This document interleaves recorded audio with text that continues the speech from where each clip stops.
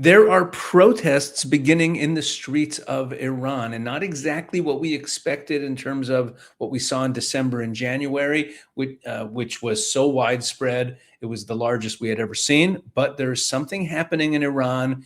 And we're also going to check in on how the people in Iran are doing with information that is coming out. And this speaks to the whole question of whether or not the regime is stable domestically, internally. And this is a huge piece of the story.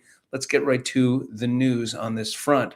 So, student protests erupt in Iran over education policies as regime resumes crackdowns. Demonstrators are reportedly demanding that the regime cancel the fixed impact of 11th grade GPA scores on the national university entrance exams, according to Iran International. Now, I want to point out to you that in this picture of a protest, and this is a picture from a protest that was taken 2 days ago, and you'll see here there's a girl with her hair uncovered, and there are more like her in some of the other pictures that we're going to see of these protests. Students have once again begun protesting across Iran, this time in response to the country's education policies and changes to the university entrance requirements, according to reports published by Iranian media, social media videos, and statements from human rights groups over the past few days. Demonstrations, which began in May but have grown significantly over the past week, have reportedly taken place in West Azerbaijan, Isfahan, Tehran, Chahamarhal, and Bakhtiari, Razavi, Khorasan, North Khorasan, Khuzestan, Zanjan, Sistan, Baluchistan, Fars, Kazvin, Qom, Kogliuya, and Boyer Ahmad, Gilan, Lorestan, Mazandaran, Markazi, and Yazd provinces, meaning all over the country. That's the point here. And they have some video footage of one of the protests. Here you see another girl with her hair uncovered. And that's I think that's significant because it's showing a defiance of the regime in other ways. The student protesters have been critical of the Islamic regime's handling of domestic duties amid the war, with many reportedly feeling that the war's impact and the closure of academic facilities has not been taken into account when it comes to final assessments or university entrance exams. Demonstrators are reportedly demanding that the regime cancel the mandatory weighting of 11th grade GPA scores on the national university entrance exam, according to Iran International. Students of the Shahid Sadugi University of Medical Sciences have taken particular issue with the quality of food and resources being given to students. As reported by BBC Persian, 75 students were hospitalized after eating at a university last week. A student told the site that the university's president told students to eat at restaurants if they're unhappy about the government-subsidized meals. Additionally, Iran's Sharq newspaper has reported that tens of students have been suspended or expelled. Sorry, it just jumped here.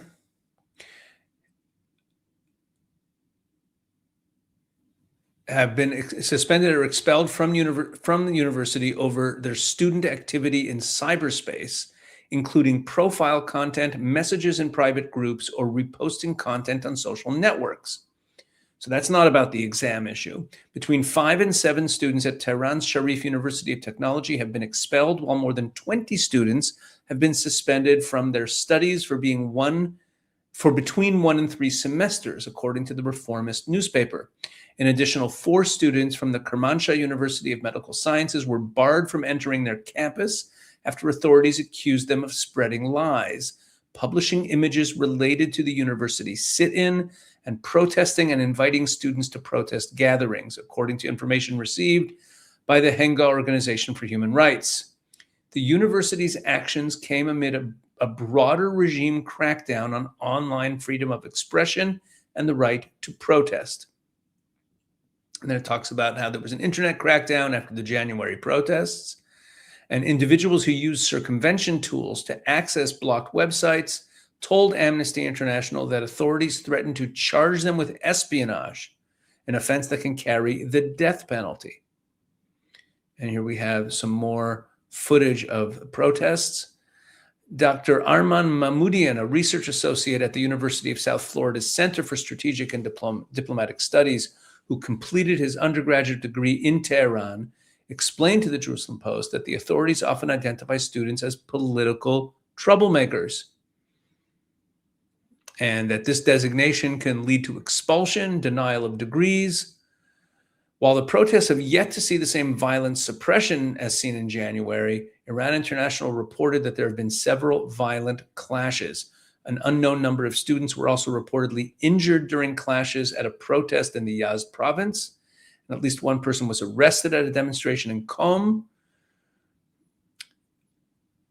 When demonstrations are limited to university-related issues, such as campus or other apolitical issues, the government often tries not to overreact. The authorities are aware that excessive violence can sometimes escalate tensions and spread unrest further. However, the moment a student movement is perceived as capable of creating a snowball effect, meaning it could trigger wider protests across universities or society at large, the government tends to respond much more harshly. We saw this during the student protests of the late 90s, when the state relied heavily on blunt force and they killed a lot of students. So that's what's going on there. We have these students that are protesting. Here's another piece of footage from this protest that I want to show you, just so you see.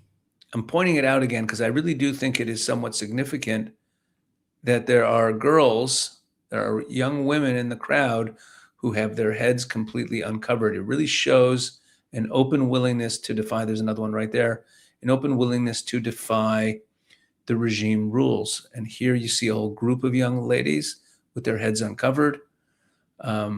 This girl right here, this girl, this girl, this girl. And I think that that's actually significant. It really shows that a disregard by these young women for the regime's rules. Okay, you see a number of them in this footage here.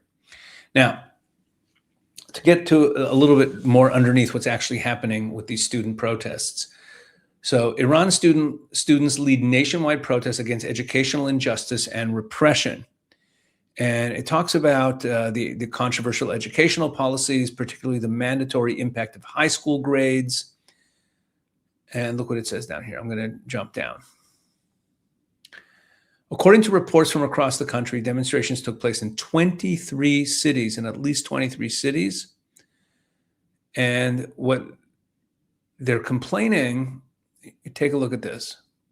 The nationwide scale of demonstrations illustrates how educational policies, particularly those related to university admissions and academic evaluation, have become a major unresolved issue for many Iranian families. For years, critics have argued that the existing system disproportionately benefits privileged groups while limiting opportunities for students from less advantaged backgrounds. The latest protests indicate that dissatisfaction has reached a level where students themselves are increasingly willing to organize and publicly challenge government decisions. So it's not just about weighting the entrance exam with the 11th grade GPA, which is the way it was reported. But there's something deeper going on here, that the entrance to academic institutions is the deck is stacked in favor of privileged families. What does privileged families mean? It means families that are connected to the IRGC, connected to the regime. So there is an anti-regime element and an the IRGC, the elites element going on in these protests as well. As the protests continued, Iranian opposition leader Maryam Rajavi called on students, teachers, and university communities across the country to support the demonstrators. She emphasized the importance of solidarity and argued that only through sustained and expanding collective action can protesters achieve their demands. So let's watch to see if these expand. Now, in addition to these protests going on, there's some other things happening to the Iranian public. Look at this. Exclusive.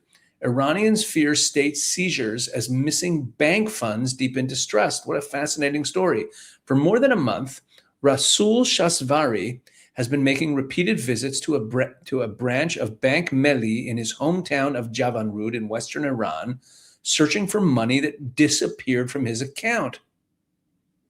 Each time, he says, he receives the same answer. The account was hacked and the money is gone. Shasvari, an Iranian farmer, had deposited 180 million tomans, which is about $1,000 total, into the account weeks before the funds vanished. He told Al Hura, that's this news site, that the money represented his only income this year from exporting winter and spring agricultural products to Iraq. He did not learn what had happened until May 3rd, when a routine attempt to purchase household necessities failed. After contacting the bank, he was initially told there was a technical issue with the accounts. When he later visited the branch, officials told him that the account had been emptied and that he was not alone. According to bank employees, many customers have been affected in a country where electronic payment cards are used for most daily transactions. About 2 weeks earlier, on April 20th, Iran's state news agency, IRNA, quoted Masoud Bahamji, deputy head of payment systems and new technologies at the Central Bank of Iran, as saying that Bank SEPA and Bank Melli had been subjected to cyber and physical attacks by hostile actors, and that officials had resolved the problem as quickly as possible. For Shasvari and others affected, the explanation offered little reassurance. The disappearance of relatively small sums from the accounts of workers and farmers in a country battered by war, sanctions, and inflation has fueled broader concerns that a security crisis could be used either to financially punish ordinary Iranians or to conceal the confiscation of their funds under the guise of cyber attacks and collaboration with hostile powers. And it tells another story of another person about their money suddenly disappearing. According to activists and opposition figures who spoke to Al-Hura, Iranian authorities have increasingly classified citizens according to political and security loyalties since the recent conflict. Those considered close to the government include members of the IRGC, the Basij militia, and individuals who participated in campaigns donating gold or money to state security institutions. At the same time, critics say authorities have broadened the category of those labeled enemies of the Islamic Revolution to include protesters, activists, journalists, opposition figures, and even environmental advocates, often without publicly disclosed accusations.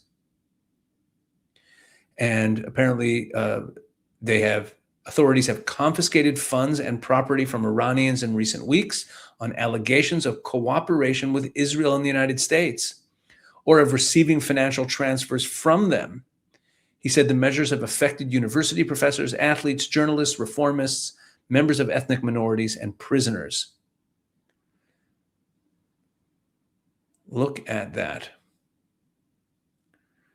So you have this, what's going on here is that people's money is just disappearing when they put it in the bank. And then we have this piece from DW. This is a German news outlet. Iran at war, overt stability masks deepening crises. And it starts off with the usual, talking about how, what happened with the closing of the Strait of Hormuz and that there's a blockade. And then look what it says down here.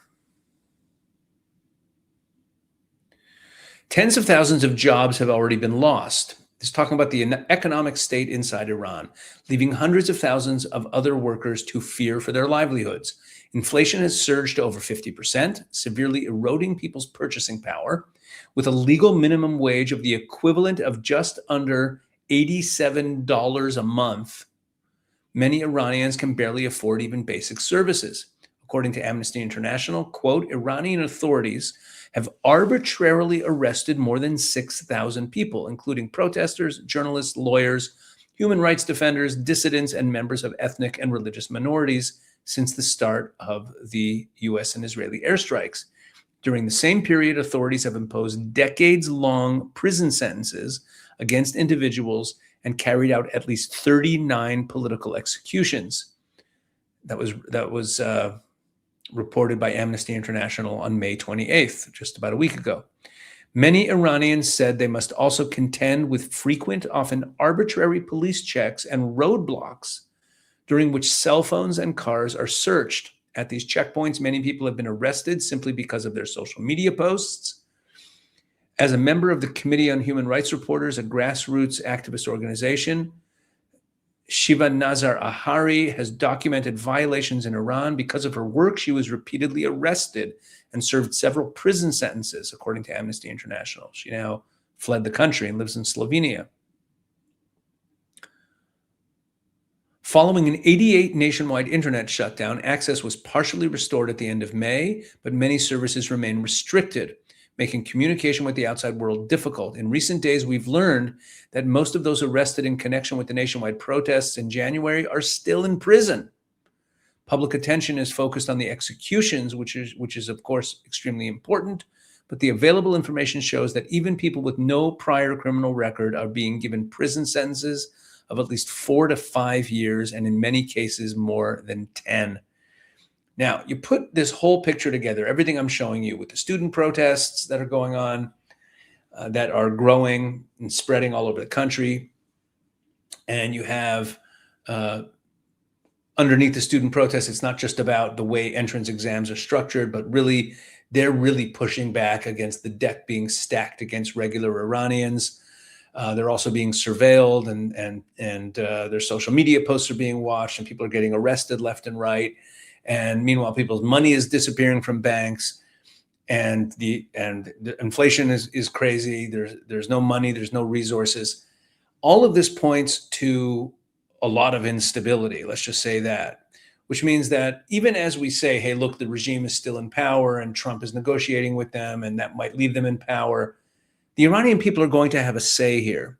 And the more that this type of thing continues, the more we might be on the verge of seeing the dam breaking and the people flooding out into the streets again. And then it'll be interesting to see what the regime does. Hard to imagine that, considering everything that's happened, that the West, and in particular President Trump, will allow there to be a brutal crackdown of protests in this current environment. So things are... there's more stirring in the streets of Iran than we thought.